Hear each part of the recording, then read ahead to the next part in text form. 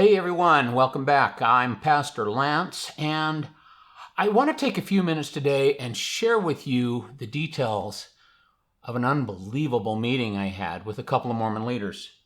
Now, before I get into the nuts and bolts of what was said at this meeting, I would like to give you a little bit of background. Several years ago, I was excommunicated from the Mormon Church, and during that meeting, I captured audio of the meeting, unbeknownst to those that were excommunicating me.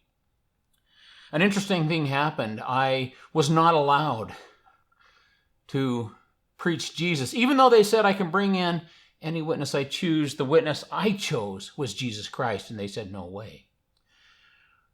Their handbook guarantees that I can bring in witnesses of my choosing. It guarantees that I can make a statement, and when I tried to make a statement on 2 different occasions, I was cut off, and finally I just bore a 3-minute witness of Jesus Christ.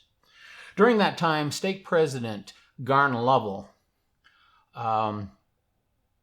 he made a 911 call, and he reported a disturbance, and that disturbance escalated into what's called a PNG letter. A PNG letter is a persona non grata letter. And basically, it's a letter that says I must stay off church properties perpetually. And the problem is it justifies this letter by saying that I represent a danger to Stake President Garn Lovell and his successor, who is currently Permann. And so, anyway, this PNG letter was issued, and it's been a very painful thing. It's been painful for me, but more so it's been painful for my mother, a devout temple worker, a Mormon woman who loves her church. And though I can't agree with any of that, she loves her church. And this PNG letter has meant that her oldest son, me, cannot attend weddings and funerals. And as she is becoming, she's aged. As she approaches the day of her passing, I will be banned from her funeral, and this has broken her heart and caused a lot of tears.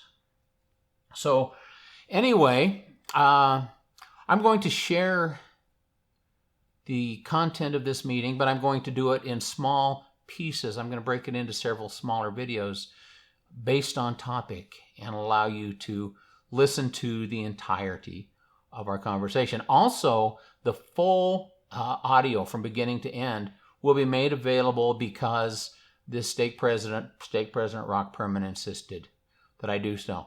Now, lastly, there are 2 different types of people I see in the Mormon Church. There are the victims and the victimizers, and generally I kind of draw a division between, starting at Stake President. I believe Stake President and above are Pharisees in every meaningful way. I believe that they know the truth and they're starting to hide it, and they're just not honest people. But up to that point, the members, up to about Bishop, these people are simply ignorant. They're just ignorant of their own doctrine, and being ignorant of their doctrine, they just are not led by God. And so, this being the case, I named Stake Presidents by name.